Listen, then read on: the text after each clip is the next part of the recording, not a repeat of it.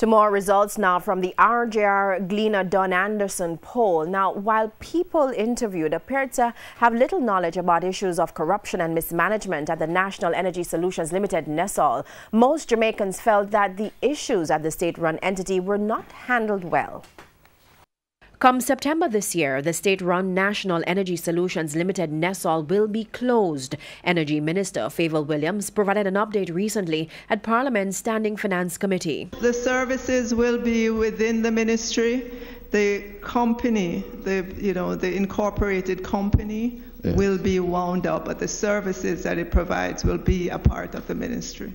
Last year, NESOL was rocked by a series of corruption scandals, which saw several members of staff being arrested and charged. The then management also faced the heat for paying over $12 million to a company called Peak Energy Solutions without a written contract.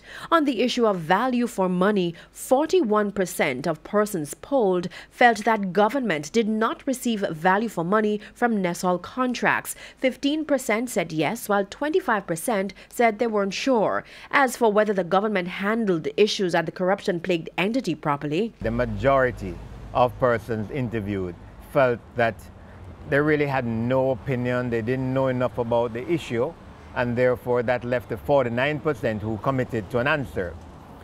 18% of the persons that we interviewed felt the government handled the NESOL situation okay.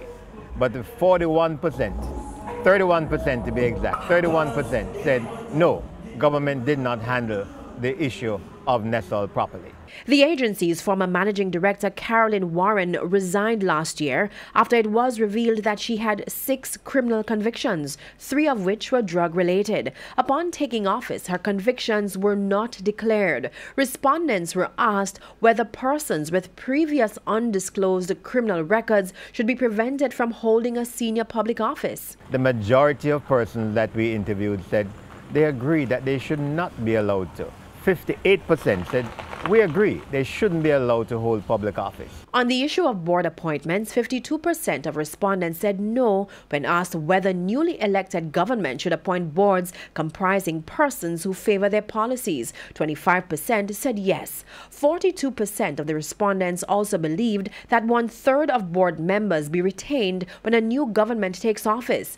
35% said no. On whether persons without the required qualifications be appointed to senior positions in government, 75% of all the persons that we interviewed felt that no, you can't be appointed to a senior public office if you don't have the requisite qualifications. And they were very, very strong on this. 75% said no, we would not support that. The RJR Gleaner Don Anderson poll was conducted between February 15 and March 3, 2019. 1,000 persons were interviewed from all 14 parishes. The poll has a margin of error of ±3%.